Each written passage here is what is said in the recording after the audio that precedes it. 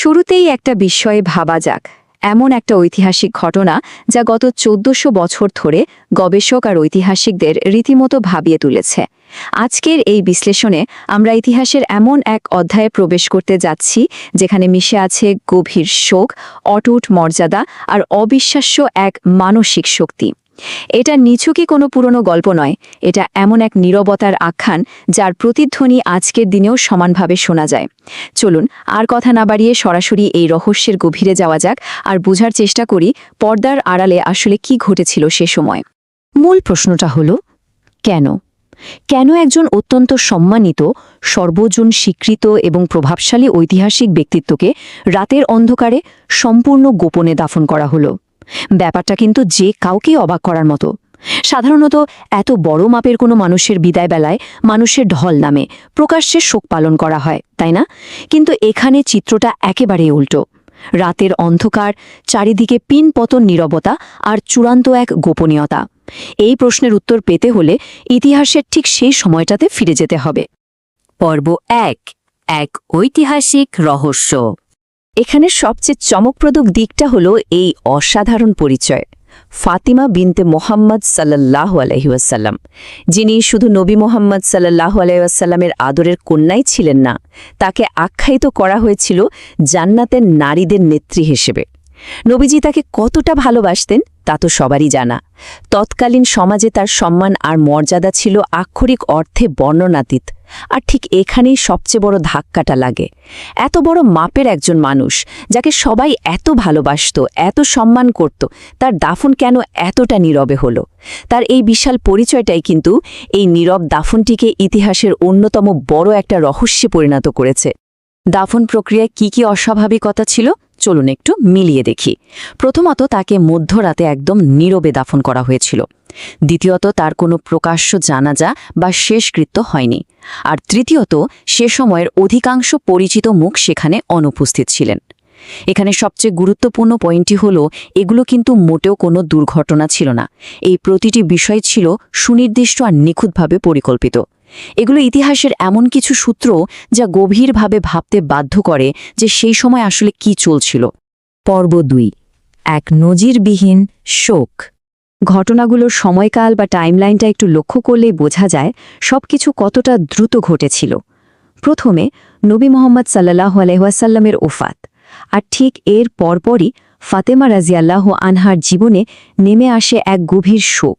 তিনি নিজেকে সমাজ থেকে পুরোপুরি গুটিয়ে নেন, আর মাত্র ৬ মাসের মাথায় তার নিজেরও ইন্তেকাল হয়। এই অত্যন্ত সংক্ষিপ্ত অথচ করুণ টাইমলাইনটা একটা বিষয় খুব পরিষ্কার করে দেয়। পিতার মৃত্যু তার জীবনে কতটা বিধ্বংসী প্রভাব ফেলেছিল, আর কত দ্রুত তার নিজের জীবন প্রদীপ নিভে গিয়েছিল।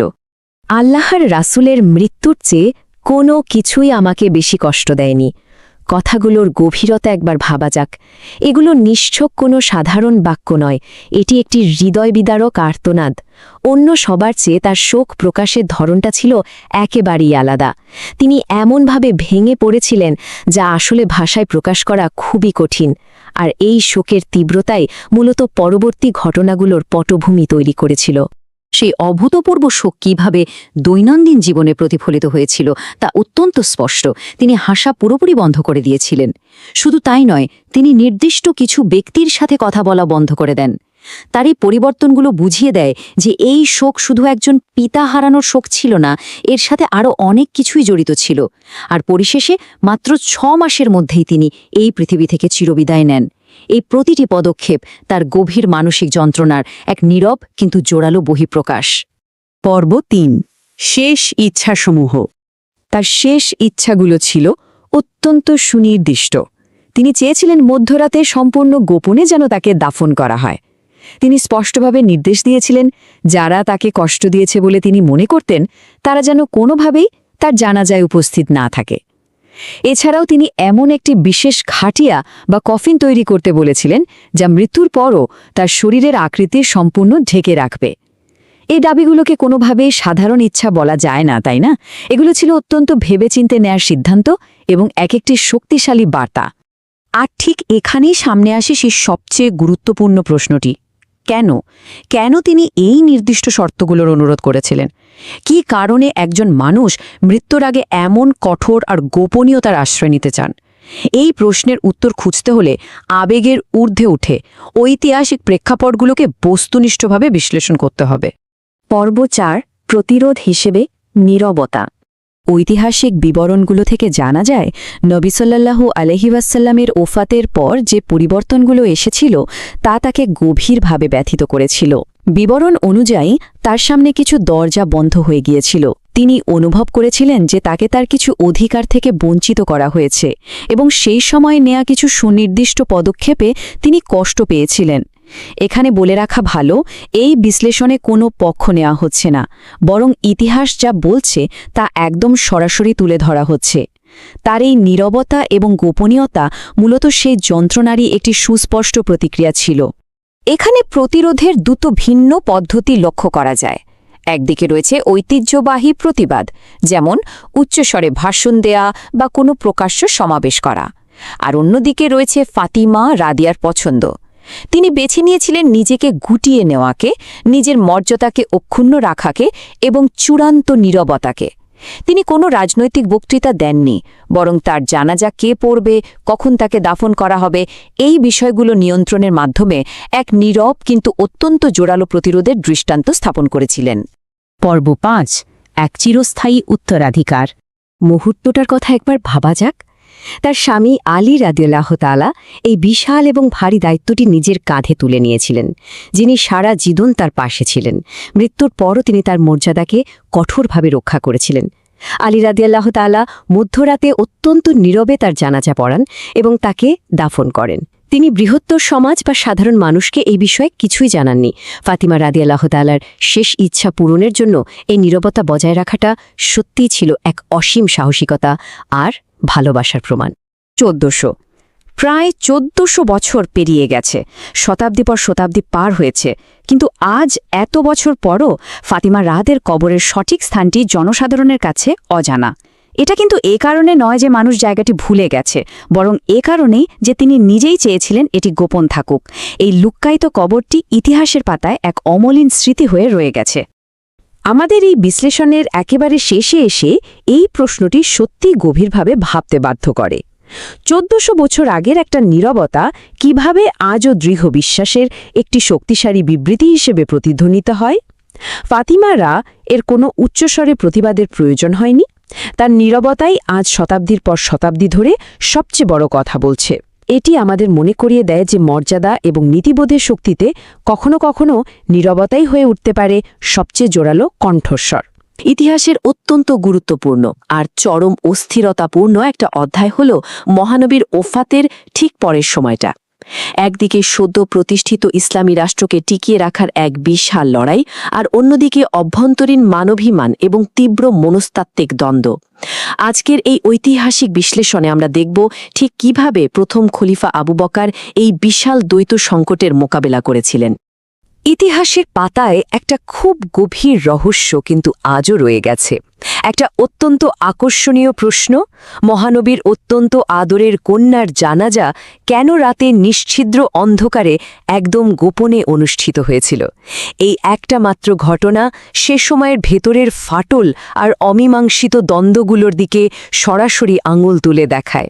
এর পেছনের আসল কারণগুলো বুঝতে হলে আমাদের ফিরে যেতে হবে সেই অস্থির দিনগুলোতে। মদিনায় নতুন ব্যবস্থা।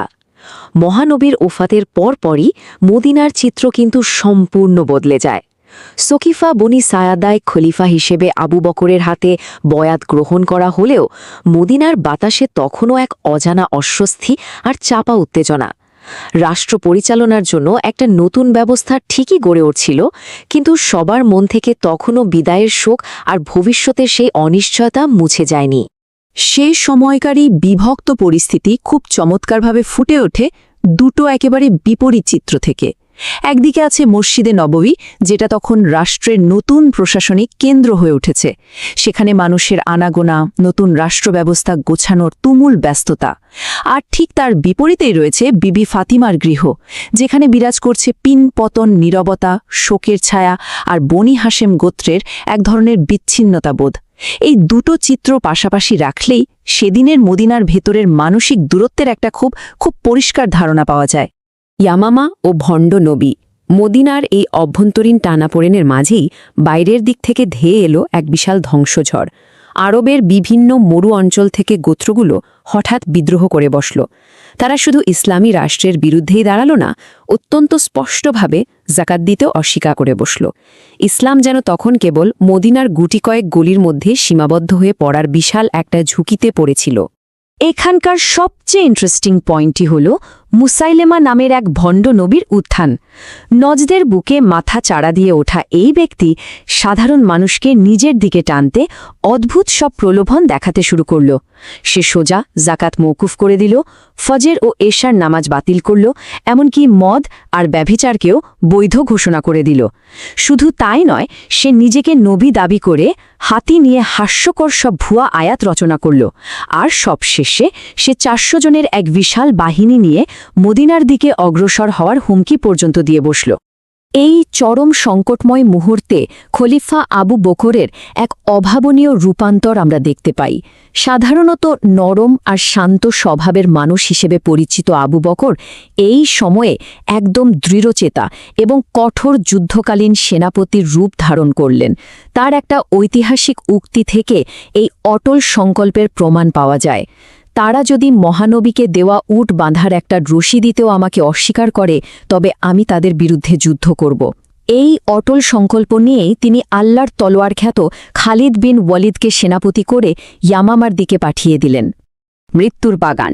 এরপর শুরু হল ইতিহাসের সেই ভয়ঙ্কর অধ্যায়, যা মৃত্যুর বাগান বা হাদে কাতুল মাউথ নামে পরিচিত। ইয়ামামার ময়দানে দুই বাহিনী মুখোমুখি। শুরুতে মুসাইলেমা যোদ্ধাদের প্রবল আক্রমণের মুখে মুসলিম বাহিনী বেশ কোণঠাসা হয়ে পড়েছিল। শত্রুরা একেবারে মুসলিমদের তাঁবু পর্যন্ত পৌঁছে গিয়েছিল। ঠিক সেই চরম মুহূর্তে সূরা বাকারার হাফেজরা যখন একে অপরকে ডাক দিয়ে ঘুরে দাঁড়ালেন, তখন যুদ্ধের মোড় পুরোপুরি পাল্টাতে শুরু করল। মুসলিমদের প্রচণ্ড আক্রমণের মুখে বিদ্রোহীরা পিছু হটে একটা বিশাল প্রাচীর ঘেরা বাগানের ভেতর আশ্রয় নিল আর দরজা বন্ধ করে দিল। তখন বারা বিন মালিক নামের এক সাহাবী এক অবিশ্বাস্য সাহসিকতার পরিচয় দিলেন। তিনি নিজেকে বর্ষার সাহায্যে উঁচু প্রাচীরের ওপারে ছুঁড়ে দেওয়ার নির্দেশ দিলেন।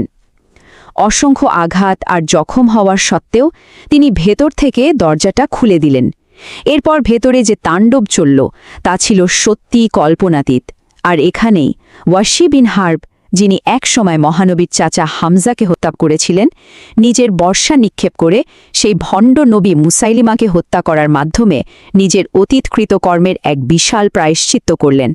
মুসাইলিমার মৃত্যু আর এই ময়দানের জয় নিশ্চিত হল, কিন্তু এর মূল্য ছিল কল্পনার চেয়েও অনেক বেশি।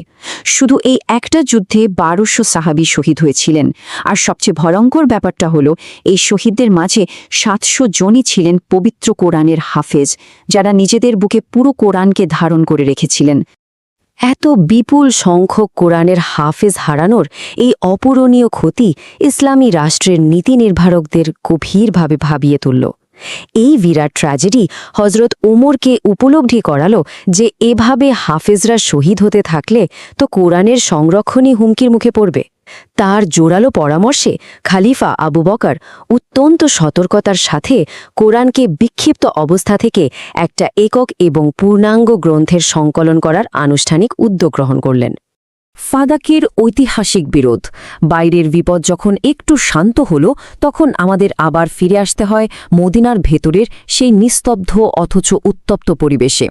এবার সম্পূর্ণ নিরপেক্ষ দৃষ্টিকোণ থেকে সেই ঐতিহাসিক অভ্যন্তরীণ সংকটের দিকে নজর দেওয়া যাক, যা মুসলিম সমাজকে মানসিকভাবে বিভক্ত করে দিয়েছিল। সবার আগে বোঝা প্রয়োজন এই ফাদাক আসলে কি ছিল। বাগে ফাদাক ছিল খাইবারের কাছে অবস্থিত অত্যন্ত উর্বর আর লাভজনক একটা মরুদ্যান, যেখানে 17টি প্রাকৃতিক ঝর্ণা ছিল। এটা মুসলিমরা কোনো যুদ্ধের মাধ্যমে জয় করেনি, বরং এটা ছিল মালেফাই বা বিনা যুদ্ধে প্রাপ্ত সম্পত্তি। মহানবী এই বাগানের বিশাল আয় দিয়ে নিজের পরিবারের ভরণপোষণ করতেন এবং গরিব দুঃখীদের সাহায্য করতেন। ফাদাক নিয়ে তৈরি হওয়া মূল দ্বন্দ্বটিতে দুটো সম্পূর্ণ ভিন্ন দৃষ্টিভঙ্গি লক্ষ্য করা যায়। একদিকে বিবি ফাতিমার দাবি ছিল এটি তার পিতার রেখে যাওয়া উত্তরাধিকার বা তাকে দেওয়া উপহার। নিজের দাবির সপক্ষে তিনি কোরআনের বিভিন্ন আয়াতের দলিল উপস্থাপন করেন। অন্যদিকে খলিফা আবু বকরের অবস্থান ছিল সম্পূর্ণ ভিন্ন। তিনি একটি হাদিসের উল্লেখ করে জানান যে নবীগণ কোনো উত্তরাধিকার রেখে যান না, তারা যা রেখে যান তা রাষ্ট্রের সম্পত্তি এবং সাদাকা। এখানে খুব স্পষ্টভাবে প্রশাসনিক দায়িত্ব এবং ব্যক্তিগত অধিকারের এক অভূতপূর্ব সংঘাত দেখা যায়। দুই পক্ষেরই নিজস্ব অকাট্য যুক্তি থাকার কারণে এই দ্বন্দ্বের কোনো সমাধান হল না। খলিফা আবু বকর চোখে জল থাকা সত্ত্বেও তার প্রশাসনিক সিদ্ধান্তে অটল থাকলেন, আর এর ফলাফল ছিল অত্যন্ত বিষাদময়। এই অমীমাংসিত বিতর্কের জেরে সম্পর্কের চরম অবনতি ঘটে এবং বিবি ফাতেমা তার আমৃত্যু খলিফার সাথে সব ধরনের যোগাযোগ ও কথা বলা বন্ধ করে দেন। রাতের অন্ধকারে দাফন। পিতার মৃত্যুর শোক আর ফাদাকের এই মানসিক আঘাত নিয়ে মাত্র কয়েক মাস পরেই বিবি ফাতিমাও এ পৃথিবী থেকে বিদায় নেন। আর ঠিক এখানেই আমাদের ফিরে আসতে হয় শুরুর সেই রহস্যময় প্রশ্নটার কাছে। হজরত আলী এবং বনি হাসিমের কয়েকজন মিলে অত্যন্ত গোপনীয়তার সাথে রাতের আধারে কেন তার জানাজা ও দাফন সম্পন্ন করেছিলেন? ইতিহাসে এর মূলত দুটো ভিন্ন ব্যাখ্যা পাওয়া যায়। শিয়া মতানুসারে এটা ছিল বিবি ফাতিমার নিজস্ব ওসিয়ত, যাতে যারা তার অধিকার অস্বীকার করেছে তারা যেন কোনোভাবেই তার জানাজায় অংশ নিতে না পারে। অন্যদিকে সুন্নি মতানুসারে এটি ছিল হজরত আলীর প্রবল ভালোবাসা আর লজ্জাশীলতার বহিঃপ্রকাশ। তিনি চেয়েছিলেন রাতের অন্ধকারে দাফন করে ফাতিমাকে বিপুল জনতার ভিড় থেকে আড়াল করতে। কারণ যেটাই হোক না কেন, এই রাতেই মূলত ভবিষ্যতের সুন্নি শিয়া মনস্তাত্ত্বিক বিভাজনের বীজ খুব গভীরভাবে প্রথিত হয়েছিল। পরবর্তী খলিফা নির্বাচন। সময় তো বয়েই চলল। হজরত আবু বকরের মাত্র 2.25 বছরের সংক্ষিপ্ত খেলাফতকাল ফুরিয়ে আসছিল। মৃত্যুশয্যায় শুয়ে তিনি কেবল একটা বিষয় নিয়ে গভীরভাবে চিন্তিত ছিলেন, ভবিষ্যতে কি হবে। তার অবর্তমানে মুসলিম বিশ্ব কি আবারও নেতৃত্ব নিয়ে কোনো নতুন সংঘাতে জড়িয়ে পড়বে? ঠিক এই আশঙ্কা থেকেই তিনি একটা যুগান্তকারী পদক্ষেপ নেন। তিনি সিদ্ধান্ত নেন যে নেতৃত্ব নির্বাচনের ভার আর জনতার তাৎক্ষণিক বিতর্কের ওপর ছেড়ে দেওয়া যাবে না। তাই আরেকটি সাকিফা ধরনের দ্বন্দ্ব এড়াতে তিনি একতরফাভাবে হজরত উমরকে পরবর্তী খালিফা হিসেবে মনোনীত করেন। উমরের কঠোর মেজাজ নিয়ে অনেকেই, বিশেষ করে তালহার মতো সাহাবীরা, বেশ আশঙ্কা প্রকাশ করেছিলেন। কিন্তু আবু বাকার অত্যন্ত দৃঢ়তার সাথে সেই ভয় উড়িয়ে দিয়ে বলেন যে উমরই এই রাষ্ট্রের ক্ষমতা সুসংহত করার জন্য আর জনগণের জন্য সর্বোত্তম ব্যক্তি। আবু বকর পৃথিবী থেকে বিদায় নিলেন এবং এক নতুন যুগের সূচনা হল। কিন্তু এই সম্পূর্ণ ঐতিহাসিক যাত্রার শেষে একটা বিশাল প্রশ্ন আমাদের ভাবনার দুয়ার খুলে দেয়। ফাদাক এবং সকিফায় তৈরি হওয়া এই না শুকানো ক্ষতগুলো আগামী দিনে ঠিক কী রূপ ধারণ করবে? বনি হাসিমকে ক্ষমতার কেন্দ্র থেকে দূরে রাখার পরিণতি ভবিষ্যতে কি হবে? এই প্রশ্নগুলোই উমরের স্বর্ণযুগ পেরিয়ে ভবিষ্যতের আরও বড় ঐতিহাসিক সংঘাতের দিকে ইঙ্গিত করে।